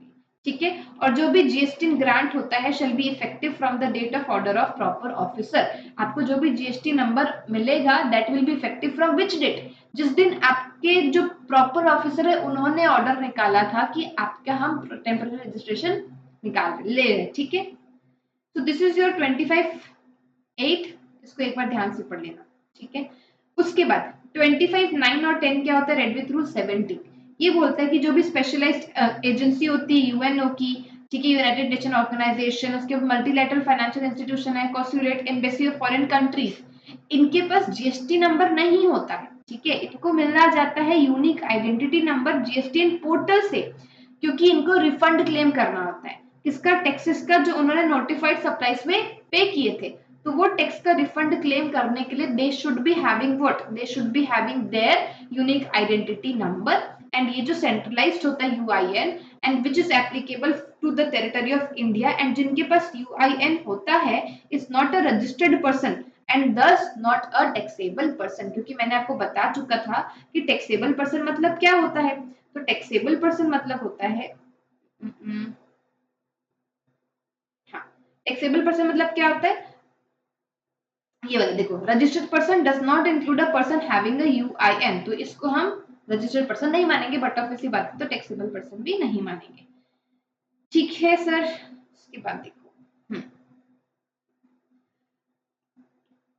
सर्टिफिकेट मिलेगा जीएसटी आरईजी 06 में, is issued within 3 working days from the submission of application. मतलब ये जो बाहर वाले लोग हैं ना, इन लोग जैसे ही अप्लाई कर देंगे इनको 3 वर्किंग डेज में इनका सर्टिफिकेट भी मिल जाएगा, यूआईएन नंबर भी मिल जाएगा, ठीक है सर। इफेक्टिव डेट मैंने ऑलरेडी एक्सप्लेन कर दिया है। अब आते हैं प्रोसीजरल पार्ट में, एकदम स्टोरी मैं सुनाऊंगी, आप लोग स्टोरी सुनते जाना, ठीक है। प्रोसीजर क्या रहता है, रजिस्ट्रेशन के लिए अप्लाई करने का 2 पार्ट्स होते हैं। जीएसटी पोर्टल में आप लॉगिन करेंगे, 2 पार्ट्स रहेंगे, पार्ट 1 एंड पार्ट 2, ठीक है। तो every person liable to get registration registered and person seeking voluntary registration, को वॉलंटरी रजिस्ट्रेशन भी लेना है, तो वो पर्सन क्या करेंगे सर, अप्लाई करेंगे। बिफोर अप्लाइंग द रजिस्ट्रेशन सबसे पहले अपना पैन डिक्लेयर करेंगे, एंड जो भी स्टेटमेंट को रजिस्ट्रेशन चाहिए वो डिक्लेयर करेंगे किसमें, फॉर्म जीएसटी आरईजी 01 के पार्ट ए में। जिस फॉर्म में आपको रजिस्ट्रेशन लेना होता है उस फॉर्म का क्या नाम है, फॉर्म जीएसटी आरईजी 01। उसके पार्ट ए में आपको क्या फर्निश करना रहेगा, आपका पैन डिटेल्स, पैन नंबर और स्टेट या फिर यूनियन टेरिटरी जिसमें आपको रजिस्ट्रेशन चाहिए, ठीक है। उसके बाद pan is validated online by common portal, जैसे आप पैन फर्निश कर दोगे वो वैलिडेट करेगा कौन, common portal from CBDT database and also be verified through separate OTP. OTP आएगा, पैन लिंक्ड मोबाइल नंबर और ईमेल एड्रेस, दोनों में पैन लिंक मोबाइल नंबर होना चाहिए और ईमेल एड्रेस होना चाहिए। मोबाइल नंबर और ईमेल दोनों में क्या मिलेगा, आपको ओटीपी मिलेगा। उसके बाद जैसे ही ये सब क्लियर हो गया, फिर आपके पास क्या जनरेट किया जाएगा, temporary reference number generated and communicated to the applicant on the validated online mobile number and email address, ठीक है। फिर इस टीआरएन को यूज करके एप्लीकेंट इलेक्ट्रॉनिकली पार्ट बी में एप्लीकेशन सबमिट कर सकता है ऑफ द एप्लीकेशन फॉर्म। और यहाँ पर आपको क्या क्या पूछा जाएगा, यहाँ पे सारी कुंडली निकाली जाएगी, क्या क्या कुंडली निकाली जाएगी कि बिजनेस कैसा है, सारे कॉन्टेक्ट डिटेल्स रहेंगे, ऑप्शन फॉर कॉम्पोजिशन बताया जाएगा कि आपको क्या कॉम्पोजिशन में रजिस्ट्रेशन लेना है कि नॉर्मल रेगुलर में ही रजिस्ट्रेशन लेना है, कब से आपका बिजनेस कमेंस होगा, क्या रीजन है रजिस्ट्रेशन ऑब्टेन करने का, मतलब टर्नओवर बढ़ गया है कि वॉलंटरी है कि क्या है, एड्रेस क्या रहेगा, नेचर ऑफ एक्टिविटी क्या रहेगी, हर चीज आपसे पूछी जाएगी, बैंक अकाउंट की डिटेल्स क्या रहने वाली है, details of authorise signatory, Aadhaar authentication, ऐसी सारी कुंडली सारी डिटेल्स आपसे पूछी जाएगी। इसमें पार्ट बी में आपको बताना पड़ेगा, ठीक है। उसके बाद जैसे ये एप्लीकेशन मिल जाता है, एक एक्नॉलेजमेंट दिया जाएगा, in the prescribed form shall be issue to the applicant electronically. CTP वाला केस में आपको आगे एक्सप्लेन करूंगी, तो अभी मैं इसका यहाँ पे नहीं बता रही हूँ, ठीक है। Application shall be forwarded to the proper officer, फिर प्रॉपर ऑफिसर हर चीज एग्जामिन करेगा, एंड वो चीज मैं आपको अभी आगे तुरंत एक्सप्लेन करती हूँ, ठीक है। बट यहाँ पे जो मैंने ये चीज बताई ना, एक तो बैंक अकाउंट वाली और एक तो आधार ऑथेंटिकेशन वाली, इसको थोड़ा सा डिटेल में मैं आपसे चर्चा करना चाहती हूँ। देखो सबसे पहले बैंक अकाउंट डिटेल्स, आप रजिस्ट्रेशन ले सकते हो बिना बैंक अकाउंट डिटेल्स फर्निश किए भी, ठीक है। कब ले सकते हो, कैसे करना है, देखो बैंक अकाउंट डिटेल्स में B furnished after obtaining registration certificate. आप रजिस्ट्रेशन ले लो, आप रजिस्ट्रेशन सर्टिफिकेट ले लो, उसके बाद आप भले फर्निश कर दो अपने बैंक अकाउंट की details.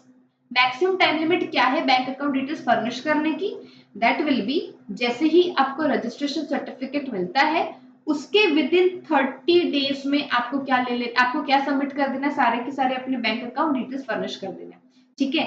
So with in 30 days from the grant of registration, और जब आप अपना जीएसटीआर 1 या फिर आईएफएफ फाइल करते हैं, दोनों में से जो भी अर्लियर होगा, आपको उस टाइम क्या कर देना है, बैंक अकाउंट डिटेल्स फर्निश कर देनी, इससे लेट नहीं करना है, ठीक है। नहीं तो आपका रजिस्ट्रेशन कैंसिल भी किया जा सकता है।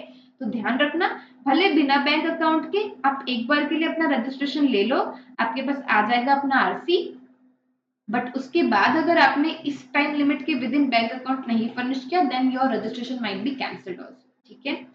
फिर this is not for TDS TCS सुगोमोटो रजिस्ट्रेशन वाला जो अभी हमने पढ़ा ना, ये वाला, हाँ, इसके लिए ये प्रोविजन एप्लीकेबल नहीं है। इनको जो है वो at the time of registration ही सारे बैंक अकाउंट डिटेल्स क्या करने पड़ते हैं सर, फर्निश करने पड़ते हैं, ठीक है सर। अभी मैंने बताया था कुछ तो भी आधार ऑथेंटिकेशन, ये कैसे होता है, देखो कैसे होता है, किनको किनको करवाना पड़ता है।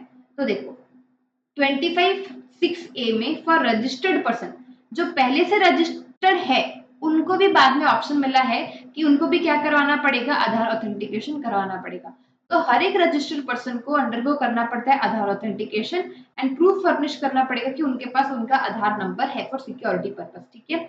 अगर वो नहीं करवाते हैं, in case of failure of registration, invalid and provisions of this act shall apply as if no registration. अगर आप नहीं करवाओगे, ठीक है, तो हम उसको इनवैलिड मान लेंगे, एंड इस एक्ट के प्रोविजन ऐसे अप्लाई होंगे कि आपने रजिस्ट्रेशन कभी लिया ही नहीं था, ठीक है।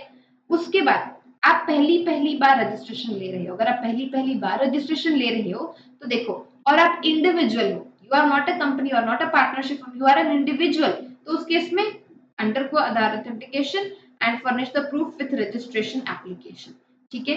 बट अगर आप इंडिविजुअल नहीं हो, अदर देन इंडिविजुअल हो, तो उस केस में आप ही बताओ, आधार नंबर किसका होता है, इंडिविजुअल का होता है, ठीक है। तो इंडिविजुअल ने तो आधार ऑथेंटिकेशन कर लिया, but if you are other than individual, मतलब कंपनी, पार्टनरशिप फर्म, इनका आधार नंबर किधर से लाओगे, इनका क्या होता है, पैन होता है, ठीक है, इनका तो पैन होता है, बट अपने को क्या करवाना है, आधार ऑथेंटिकेशन करवाना है। तो जो कंपनी वगैरह होती है, पार्टनरशिप फर्म्स होते हैं, इनको कौन हैंडल करता है, हम हैंडल करते हैं, डायरेक्टर्स हो, ऑथराइज्ड सिग्नेटरीज हो गई, ये सब हैंडल करते हैं, तो हम इनका आधार ऑथेंटिकेशन करवा लेंगे। ऑथराइज्ड सिग्नेटरी का, मैनेजिंग पार्टनर या फिर ऑथराइज्ड पार्टनर का, या फिर कर्ता ऑफ एचयूएफ, ठीक है, इन लोग क्या कराएंगे, आधार ऑथेंटिकेशन कराएंगे एंड फर्निश करेंगे proof with registration application, okay. देखो फिर कैसे करवाना है, वही फिजिकल एप्लीकेशन करवाना है, सारे documents as per the proper officer होने चाहिए, तो आपका आधार ऑथेंटिकेशन हो जाएगा। क्या सारे की सारे ऑथराइज्ड सिग्नेटरी को करवाना रहेगा क्या, क्या सारे की सारे पार्टनर्स को करवाना रहेगा क्या, नहीं, not mandatory for every authorized signatory or partner to get Aadhaar authentication, needed only for one primary authorized signature and one partner करता director or member, ठीक sir, okay. Last, where there is no non applicability of Aadhaar authentication when he is not a citizen of India, obviously उसको जरूरत नहीं है Aadhaar authentication की, department और establishment of central government, state government, उनको भी नहीं करवाना है, local authority, statutory body, PSU public sector undertaking और ईयूआईएन होल्डर, ठीक है sir, okay sir. Rule 10B क्या बोलता है, देखो रूल 10B बात करता है Aadhaar authentication for registered persons के बारे में।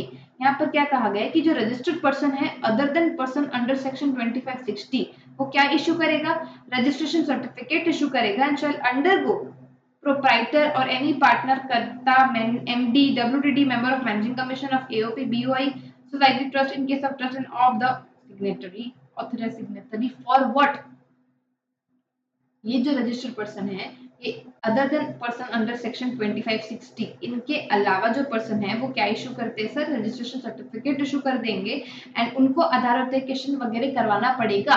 जिन जिन पर्सन को रजिस्ट्रेशन सर्टिफिकेट मिला उनको ये सारी चीजें करवानी पड़ेगी, अगर नहीं तो फिर वो क्या नहीं कर पाएंगे, वो एप्लीकेशन रिवोक भी नहीं कर पाएंगे और वो रिफंड एप्लीकेशन के लिए अप्लाई भी नहीं कर पाएंगे अगर उन्होंने आधार ऑथेंटिकेशन के लिए अप्लाई नहीं किया है तो, ठीक है सर। अगर नहीं किया है, आपके पास आधार ही नहीं है, आपके पास आधार ही नहीं है, तो सबसे पहले आपको आधार एनरोलमेंट आईडी स्लिप, सारे बैंक पासबुक, ये सब फर्निश करना पड़ेगा, ताकि एटलीस्ट पहला तो आए, आधार तो आए, फिर आधार ऑथेंटिकेशन करवाएंगे, ठीक है। सच पर्सन शेल को ए with in a period of 30 days of allotment of Aadhaar number, जैसे आधार नंबर आ जाएगा आपको, उसके with in a period of 30 days उसको ऑथेंटिकेट करवाना है, ठीक है सर, ओके सर। अब पार्ट टू भी इंटरेस्टिंग है, जैसे पार्ट ए अपन ने पढ़ा वैसे पार्ट 2 मतलब पार्ट बी जीएसटी रजिस्ट्रेशन का। ठीक है, आपने क्या किया था, सारे डॉक्यूमेंट सारी कुंडली जो उन्होंने पूछा था वो सब सबमिट कर दिया। अब सामने वाला चेक करेगा ना कि सब सही है कि नहीं है। ठीक है, उसके बाद आपको रजिस्ट्रेशन सर्टिफिकेट देगा, अलॉट करेगा। ठीक है, तो प्रॉपर ऑफिसर एग्जामिन करेगा एप्लीकेशन एंड जितने भी जो भी डॉक्यूमेंट्स थे वो, अगर found in order, yes if it is found in order, और अगर कोई भी साइट वेरिफिकेशन की जरूरत नहीं है, विदाउट साइट वेरिफिकेशन, तो रजिस्ट्रेशन आपको कितने दिन में ग्रांट हो जाएगा, within 7 working days from the date of submission of application without site verification. ठीक है, अगर एप्लीकेंट ने सक्सेसफुली उसका आधार ऑथेंटिकेशन वैलिडेट करवा लिया है तो। अगर same found in order, yes, लेकिन आपको क्या चाहिए सर, यहाँ पे साइट वेरिफिकेशन करवाने की नीड है, इसीलिए हमने ज्यादा टाइम लिया, साइट वेरिफिकेशन वगैरह सब होगा। तो registration is granted with in 30 days of application after verification of site and prescribed documents. तो where applicant undergoes or where applicant fails to undergo, yes, जहाँ पे एप्लीकेंट ने आधार ऑथेंटिकेशन नहीं करवाया है। और पता है जब आप जीएसटी के लिए रजिस्ट्रेशन के लिए अप्लाई करोगे ना, तो वहां पे पूछता है कि whether you want to apply for Aadhaar authentication और नॉट। तो अगर आपने अप्लाई किया है तो ठीक है, अगर आपने नहीं किया है तो फिर आपको आपका साइट वेरिफिकेशन वगैरह होगा, ये सब होगा। ठीक है, does not opt for Aadhaar authentication या फिर fails to undergo Aadhaar authentication, उस केस में कितने दिन में आपको मिलेगा, 30 days आफ्टर साइट वेरिफिकेशन। या तो फिर where PO deems fit to carry out site verification, यहाँ पे पीओ को लगता है कि नहीं, भले इसका जो भी आधार ऑथेंटिकेशन हुआ है नहीं हुआ है, हमको तो साइट वेरिफिकेशन करना है।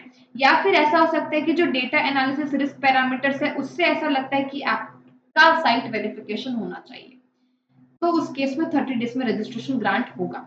ठीक है, अगर ये सारे documents applications if it is not found in order, उस केस में जो प्रॉपर ऑफिसर है वो नोटिस इशू करेगा कि क्यों भाई, क्यों ऐसे अच्छे से आपने नहीं दिए documents, why it is not found in order.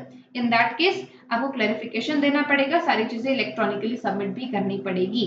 तो प्रॉपर ऑफिसर नोटिस देगा and within 30 days from the application submission date आपको नोटिस मिल जाएगा। और 30 days कब लगेगा, when person वही fails to undergo AA or does not opt for AA, where proper officer deems fit to carry out site verification and where a person who has undergone Aadhaar authentication is identified on common portal and risk analysis के basis पर आपका site verification भी होगा। तो इस case में आपको notice आ जाएगी विद इन 30 days। ठीक है, बाकी केसेस में विद इन 7 days आपके पास नोटिस आ जाएगी। ठीक है, if applicant is furnish the clarification, अगर एप्लीकेंट ने पूरे क्लैरिफिकेशन जो भी मांगे गए थे वो सारे फर्निश कर दिए हैं, है ना, with in 7 days time from the receipt of notice, अगर हाँ, देखो अगर हाँ एंड प्रॉपर ऑफिसर क्या सेटिस्फाई है, हाँ अगर सेटिस्फाई है तो फिर प्रॉपर ऑफिसर क्या कर देगा सर, ग्रांट कर देगा registration within 7 working days from the date of receipt of information और क्लैरिफिकेशन और डॉक्यूमेंट। अगर ना, तो proper officer may reject the application for reasons to be recorded in writing. वो क्या कर सकता है सर, रिजेक्ट भी कर सकता है, किस रीजन से रिजेक्ट किया वो उनको राइटिंग में लिखना पड़ेगा। ठीक है सर, क्लैरिफिकेशन में क्या मतलब आपको क्या देने के लिए कहा गया है, आपको मॉडिफिकेशन चाहे करेक्शन जो भी उसके पर्टिकुलर्स होंगे किसमें application for registration other than pan state mobile number and email address के अलावा जितनी भी चीजें कुछ भी सामने वाला बोलता है तो आपको मॉडिफाई करेक्ट करके देना पड़ेगा। ये था आपका पार्ट 2। ठीक है, अब आता है फिजिकल वेरिफिकेशन के बारे में, क्या होता है फिजिकल वेरिफिकेशन, क्यों होता है, कब होता है। तो रूल 25 बताता है कुछ केसेस, मान लो प्रॉपर ऑफिसर सेटिस्फाई है that verification required after grant of registration, मतलब एक बार इसको रजिस्ट्रेशन सर्टिफिकेट ग्रांट कर देते हैं, दे देते, उसके बाद देखते रहेंगे साइट वेरिफिकेशन करते रहेंगे। तो if it is required after the grant of registration, in that case proper officer shall gate verification done and report जो भी वेरिफिकेशन से निकलती है, सारे डॉक्यूमेंट्स इंक्लूडिंग फोटोग्राफ जो भी वो लोग खींचेंगे वो आपको अपलोड करनी पड़ेगी पोर्टल में। कौन से फॉर्म में, जीएसटी RG 3030। कब तक आपके पास टाइम रहेगा, 15 दिन का टाइम रहेगा from the 15 working days following the date of verification. जिस दिन आपने वेरीफाई किया ना, जिस दिन प्रॉपर ऑफिसर ने वेरीफाई कर दिया तो उसके विद इन 15 डेज में आपको क्या करना पड़ेगा सर, सारी चीजें अपलोड करनी पड़ेगी पोर्टल पर। ठीक है, ठीक है, मान लो रजिस्ट्रेशन देने के पहले ही the proper officer required before grant of registration in rule 9(1) proviso cases जहां पे आपका कोई भी आधार ऑथेंटिकेशन नहीं हुआ है या फिर फेल हो गया या फिर कुछ रिस्क पैरामीटर के लगता है प्रॉपर ऑफिसर को कि पहले वेरिफिकेशन होना चाहिए, ठीक है। फिर सारे रिपोर्ट, डॉक्यूमेंट, सारी चीजें कहाँ अपलोड करेगा, वही पोर्टल में। लेकिन यहाँ पर कितना टाइम दिया जाएगा, सिर्फ और सिर्फ 5 working days, at least 5 working days prior to completion of time period specified in the proviso. मतलब यहाँ पर देखो हमने क्या पढ़ा था, 30 डेज पढ़ा था, ठीक है। तो 30 डेज में आपको साइट वेरिफिकेशन भी बाद में करवानी रहेगी, है ना।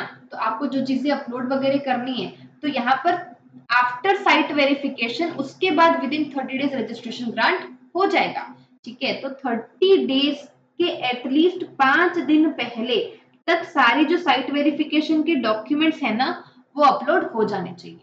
समझ आई बात। तो ये कहना चाह रहा है at least 5 working days prior to the completion of time period specified in the proviso, ठीक है।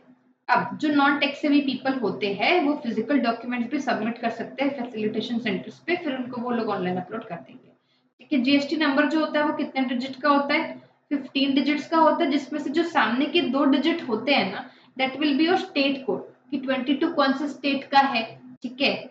उसके बाद ये 10 डिजिट्स जो होते हैं वो परमानेंट अकाउंट नंबर आपका पैन होता है। फिर जो ये 1 होता है वो क्या होता है, entity number of the same pan holder in a state और यूनियन, इन अ स्टेट कौन सी कितनी एंटिटीज है आपकी, तो यहाँ पे क्या बताएंगे, एंटिटी नंबर बताया जाएगा, ठीक है। जेड, जेड मतलब ये जेड बाय डिफॉल्ट होता है, 5 मतलब चेक सम डिजिट बस। फिर आपको आपका रजिस्ट्रेशन सर्टिफिकेट प्रोमिनेंट लोकेशन पे भी लगाना पड़ेगा at the principal place of business and at the additional place of business, and आपको अपना जीएसटीएन भी डिस्प्ले करना पड़ेगा on the name board at PPOB and APOB, ठीक है सर। ओके, अब यहाँ पर क्या लिखा, अच्छा एक और चीज ये देखो, ये जो मैंने बताया ना कि registration is granted with in 30 days of application, तो ठीक है अगर मान लो 30 डेज में ग्रांट नहीं किया और बाकी रिजेक्ट भी नहीं हुआ है तो हम मान लेंगे if not in 30 days then deemed within 30 days, ठीक है। ये भी ध्यान रखना। उसके बाद special provisions for grant of registration to TDS deductor section 51 and TCS collector section 52, इनके लिए कहां पे वो लोग अप्लाई करेंगे for GST, so application to be submitted in GST REG 07, proper officer जो है वो within 3 working days action लेगा। और मान लो अगर जो टीडीएस टीसीएस डिडक्टर कलेक्टर है उनका कोई फिजिकल प्रेजेंस नहीं है उस स्टेट और यूनियन टेरिटरी में, तो फिर वो लोग कैसे करेंगे, मतलब जिस स्टेट में उनको रजिस्ट्रेशन चाहिए और एक्चुअल में वो लोग कहीं और रजिस्टर्ड है, ठीक है, तो उस केस में लोग क्या करेंगे, कैसे रजिस्ट्रेशन लेंगे, तो उनको वो जहां पर रजिस्ट्रेशन उनको लेना है वो पार्ट ए में मेंशन कर दे उस स्टेट का नाम जहां पे उनको रजिस्ट्रेशन चाहिए, और पार्ट बी में जो प्रिंसिपल प्लेस ऑफ बिजनेस है वो डाल दे जहां पे उनका एक्चुअल में हेड ऑफिस है। तो अलग अलग डालोगे तो उस पर दिक्कत नहीं होती है, ठीक है। रजिस्ट्रेशन में be cancelled on request made by registered person or when proper officer satisfied that person no longer be liable to deduct TDS और collect TCS, तो उस केस में आपका रजिस्ट्रेशन क्या हो जाएगा, कैंसिल हो जाएगा, ठीक है सर। जब आपने रिक्वेस्ट किया है और जब आप लाइबल नहीं हो TDS डिडक्ट और कलेक्ट करने के लिए, ठीक है। फिर आता है आपका सेक्शन नंबर 26 क्या बात करता है, देखो registration under SGST UT GST is equal to deem registration, मैंने क्या बताया था, टैक्स बेस्ड रजिस्ट्रेशन नहीं होता है, मतलब ऐसा नहीं कि आपने सीजीएसटी का अलग से रजिस्ट्रेशन लिया है फिर आपको एसजीएसटी का अलग से लेना पड़ेगा, नहीं जी नहीं, सबका एक साथ ही होता है, सेंट्रलाइज्ड रजिस्ट्रेशन होता है, ठीक है। और अगर एक कैंसिल है तो फिर सारे कैंसिल बस। अब बात करते हैं sir section number 27 that is special provisions for CTP and NRTP, casual taxable person and non resident taxable person. ये दोनों होते कौन है, देखो सर कैजुअल टैक्सेबल पर्सन और नॉन रेजिडेंट टैक्सेबल पर्सन, इसका बेसिक मतलब ये है कि ये जो पर्सन्स होते हैं ना इनका ये लोग ओकेजनली आते हैं बिजनेस करने के लिए, ओकेजनली आते हैं बिजनेस करने के लिए, एग्जीबिशन लगाना हो या फिर कुछ दिन की सेल लगानी हो कहीं पर, तो इनका एक्चुअल में कोई फिजिकल या फिर एक्चुअल में कोई वहां पे उस स्टेट में रजिस्ट्रेशन नहीं होता है, ठीक है, कोई प्लेस ऑफ बिजनेस नहीं होता है, ठीक है। तो they are coming occasionally, but casual taxable person India का ही होता है, मतलब इंडिया में मान लो एक पर्सन महाराष्ट्र में रजिस्टर्ड है और उसको मान लो गुजरात में जाकर कोई एग्जीबिशन करना है, ठीक है, गुजरात में जाकर अगर कोई एग्जीबिशन करना है, गुजरात में उसका कोई प्लेस ऑफ बिजनेस नहीं है, ओकेजनली आया बिजनेस करना था, तो इस पर्सन को क्या कहा जाएगा, कैजुअल टैक्सेबल पर्सन कहा जाएगा, ठीक है। और जो पर्सन इंडिया का ही नहीं है, बाहर का ही है, वो इंडिया में आ रहा है occasionally to conduct some business और क्या बोला जाए एग्जीबिशन, ये सारी चीजें, तो ये होते हैं आपके सीटीपी और एनआरटीपी। तो देखो, a casual taxable person is the one who has a registered business in some state in India, मतलब किसी स्टेट में तो रजिस्ट्रेशन है, but wants to effect supplies from some other state in which he is not having any fixed place of business, उस state में वो supply करना चाहता है जहां पर कोई फिक्स प्लेस ऑफ बिजनेस नहीं है, and remember that it should be in the course of furtherance of business only. ठीक है, तो उस पर्सन को रजिस्ट्रेशन लेना पड़ेगा इन द स्टेट जहां से वो चाहता है कि वो एज अ सीटीपी कुछ सप्लाई करे, तो वहां पे उसको रजिस्ट्रेशन लेना पड़ेगा। आगे मैं प्रोसीजर बताऊंगी। एनआरटीपी क्या होता है? A non-resident taxable person who is one who is foreigner occasionally आता है taxable supply करने from any state in India and for that he needs GST registration।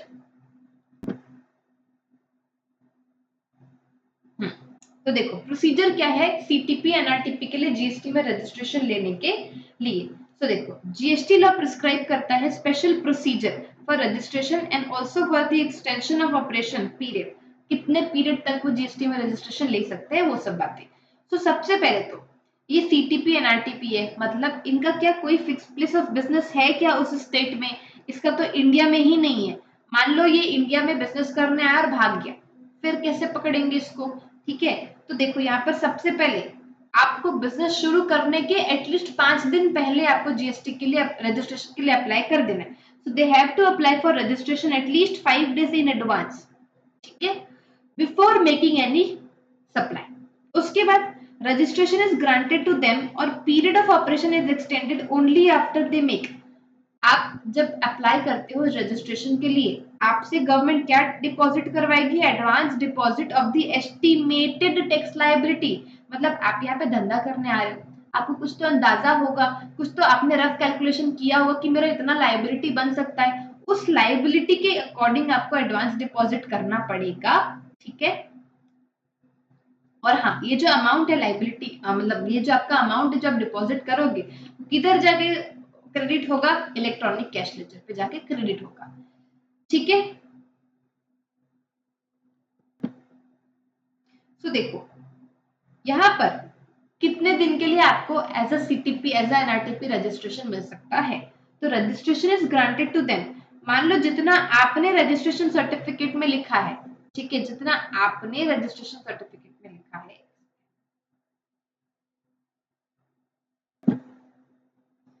देखिए जितना आपने रजिस्ट्रेशन सर्टिफिकेट में लिखा है, मान लो आपने 95 डेज लिखा है कि मुझे 95 डेज तक का रजिस्ट्रेशन चाहिए, तो आपको कितने तक का मिलेगा? 95 डेज और 90 days from the effective date of registration whichever is earlier, मतलब 90 डेज के लिए मैक्सिमम आपको रजिस्ट्रेशन मिल सकता है।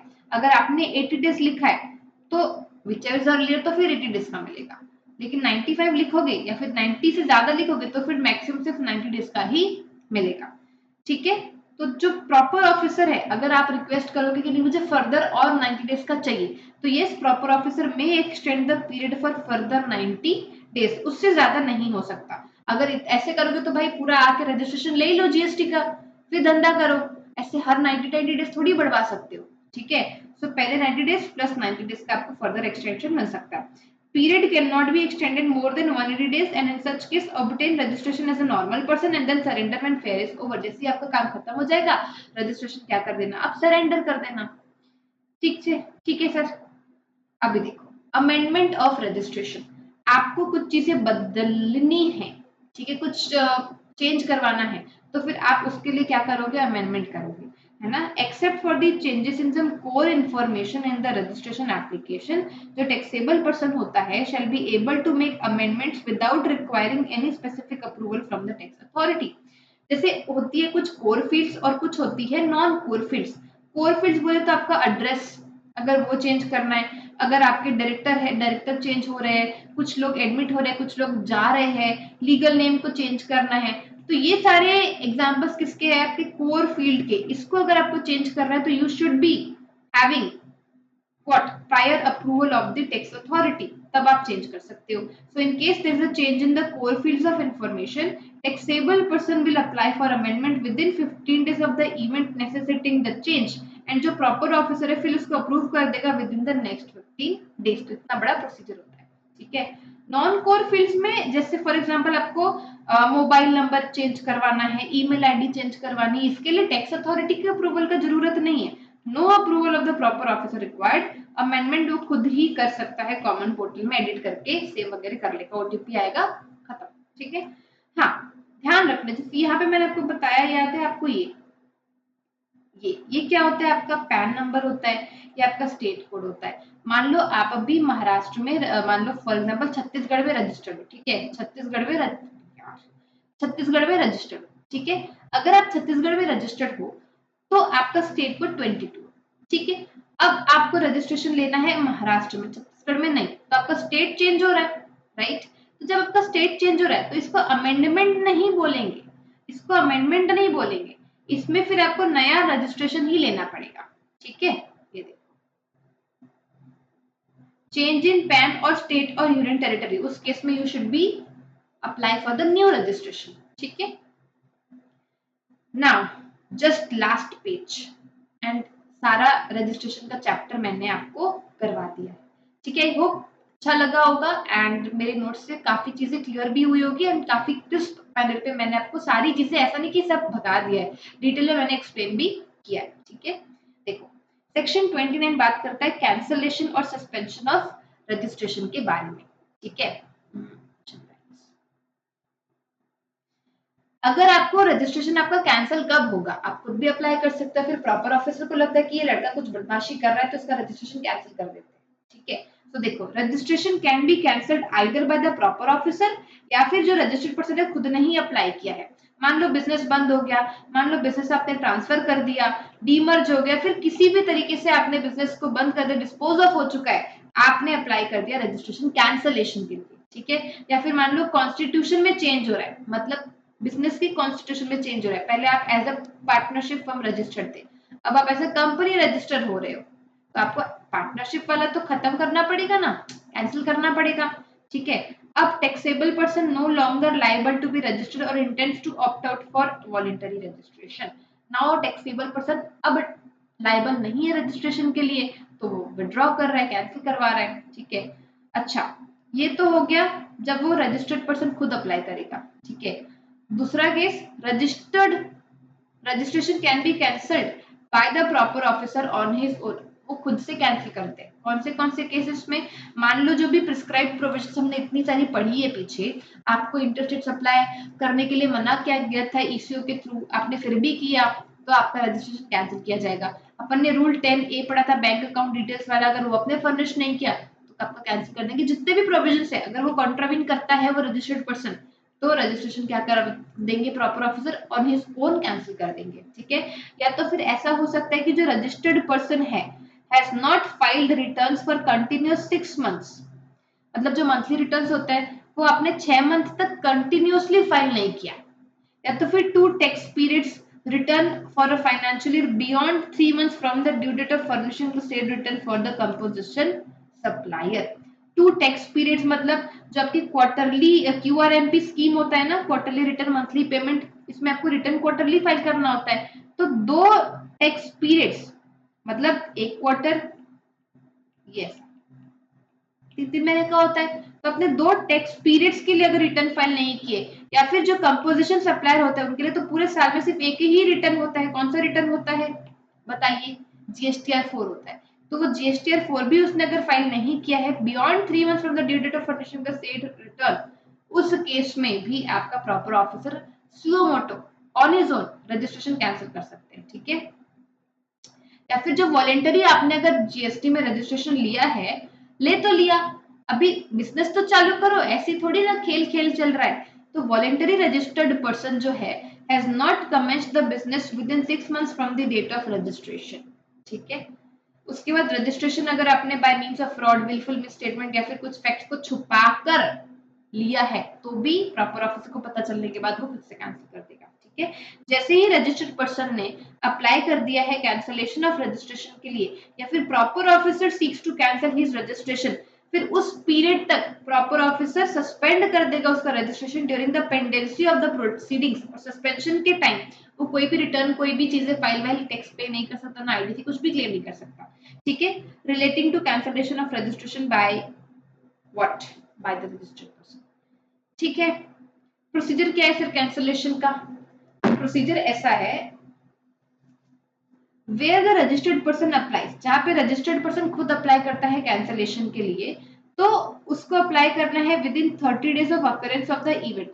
ठीक है, कोई भी इवेंट अगर उसका थ्रेशोल्ड मान लो एक्सीड नहीं कर रहा है, या फिर थ्रेशोल्ड कम हो चुका है, या फिर ऐसा हो चुका है कि बिजनेस ट्रांसफर कर रहा है, बिजनेस बंद कर रहा है, तो ऐसा कोई भी इवेंट अगर होता है उसके विद इन 30 डेज उसको अप्लाई कर देना चाहिए कैंसलेशन के लिए इन प्रिस्क्राइब्ड फॉर्म। और उसको सारी डिटेल्स बतानी पड़ेगी, inputs held in stock, inputs containing semi finished, finished goods held in stock, सारी चीजें कैपिटल गुड्स। क्यों? क्योंकि उसको आईटीसी का भी तो रिवर्सल वगैरह करना रहेगा ना, इसलिए। ठीक है, एंड प्रॉपर ऑफिसर फिर इशू कर देगा order of cancellation with in 30 days of the submission of for the cancellation. ठीक है, अब जब प्रॉपर ऑफिसर ने खुद से कैंसिल किया है अगर रजिस्ट्रेशन, उस केस में क्या प्रोसीजर होने वाला है? सबसे पहले प्रॉपर ऑफिसर क्या इशू करेंगे? शो कॉज नोटिस इशू करेंगे कि कारण बताओ कि आपने ये गलतियां क्यों की। ठीक है, SCN to the registered person, जिसको रिप्लाई करना रहेगा इस एससीएन का विद इन 7 डेज। ठीक है, अगर मान लो प्रोसीडिंग ड्रॉप हो जाती है, कब ड्रॉप हो जाती है? अगर रिप्लाई एससीएन का सेटिस्फैक्टरी है तो प्रोसीडिंग्स ड्रॉप हो जाएगी। And where instead of replying person सारे पेंडिंग रिटर्न्स जो भी थे वो फर्निश कर देता है, पूरा जो भी पेमेंट ऑफ टैक्स उसने नहीं किया था वो एकदम अच्छा बच्चा बन जाता है कि पूरा होमवर्क करके चले जाता है। तो ये पूरा होमवर्क जब वो कर लेगा, मतलब पूरा फुल पेमेंट ऑफ टैक्स कर देगा, tax along with interest and let fees सारे रिटर्न फर्निश कर देगा, तो उस केस में क्या हो जाएगा? प्रोसीडिंग्स वहीं के वहीं ड्रॉप हो जाएगी। ठीक है, एंड सेकेंड पॉइंट क्या लिखा है? Cancellation order shall be issued within 30 days of reply to SCN where registration is liable to be cancelled. जो कैंसलेशन ऑर्डर है वो आपको कब तक इशू कर देना है? Within 30 days of reply to SCN. जैसे आप रिप्लाई करोगे विद इन 30 डेज, उसके बाद आपको क्या मिल जाएगा? कैंसलेशन ऑर्डर मिल जाएगा। ठीक है सर, इसका इफेक्टिव डेट क्या रहेगा कैंसलेशन का? Determined by PO and mention in the cancellation order. Cancellation order में मेंशन भी रहेगा। ठीक है, अब हमने पढ़ लिया कि रजिस्ट्रेशन को कैंसिल कैसे करते हैं। अब जो कैंसिल कर चुके हैं उसका रेवोकेशन कैसे होगा? देखो, रेवोकेशन जो होता है कैंसलेशन ऑफ रजिस्ट्रेशन का, वो कब होता है? जब प्रॉपर ऑफिसर ने खुद से अगर आपका रजिस्ट्रेशन कैंसिल किया है ना, तब आप अप्लाई कर सकते हो कि नहीं नहीं सर मेरा रजिस्ट्रेशन कैंसिल मत कीजिए एंड ये सारी चीजें। बट हाँ, अगर आप खुद से प्रॉपर अप्लाई करते हो क्या रजिस्ट्रेशन के कैंसलेशन के लिए, उसके बाद आप उसको रिवोक नहीं कर सकते हो। खेल थोड़ी चल रहा है कि पहले जाओ कैंसलेशन के लिए सर अप्लाई करना है, फिर जाएगा नहीं नहीं सर नहीं करना, रिवोक करना है, ये सब नहीं चलेगा। ठीक है, तो रेवोकेशन ऑफ कैंसलेशन कब होता है? When it is suo motu cancelled by the proper officer. तो जो टैक्सेबल पर्सन है वो अप्लाई कर सकता है विद इन 90 डेज, और चाहे तो वो और एक्सटेंड करवा सकता है by 180 days by the commissioner or officer authorized not below the rank of AC or GC। ठीक है, छोटे मोटे ऑफिसर्स नहीं, कमिश्नर ऑफिसर, कौन से? एडिशनल कमिश्नर, कमिश्नर और joint commissioner of the service of cancellation order requesting the officer. आप request करते हो कि हमारा जो कैंसलेशन आपने किया है वो प्लीज आप रिवोक कर लीजिए। ठीक है, और ये जब रिवोकेशन के लिए अप्लाई करने वाला होगा उसके पहले उसको सारे होमवर्क करके जाने होंगे। कौन से होमवर्क? सारे रिटर्न्स वगैरह फाइल करके जाने होंगे। देखो, बिफोर सो अप्लाइंग जो पर्सन है ना वो सारे डिफॉल्ट्स को गुड कर देगा, मेक गुड द डिफॉल्ट, सब सही कर देगा by filing all the pending returns, payment of all dues etcetera everything for which the registration was cancelled by the officer. अगर सेटिस्फाई है तो प्रॉपर ऑफिसर रिवोक कर देगा कैंसलेशन जो अर्लियर उसने कैंसिल कर दिया था। ठीक है, however if officer concludes to reject the request for the revocation of cancellation, he will first observe the principle of natural justice। मतलब क्या बोलना चाह रहा है? प्रिंसिपल ऑफ नेचुरल जस्टिस मतलब सामने वाले को वो बोलने का मौका देगा, मतलब अपॉर्चुनिटी ऑफ बीइंग हर्ड देगा। ठीक है, however there shall be deemed revocation of cancellation जब वो सारे पेंडिंग जीएसटी रिटर्न्स फाइल कर देगा subject to the condition that registration has not been cancelled by the proper officer under rule 22। Under rule 22 में proper officer ने cancel नहीं किया होना चाहिए, और उसके बाद जैसे ही वो सारे पेंडिंग रिटर्न फाइल करता है उसको हम मान लेंगे कि डीम्ड रेवोकेशन वो हो चुका है। ठीक है सर, ओके।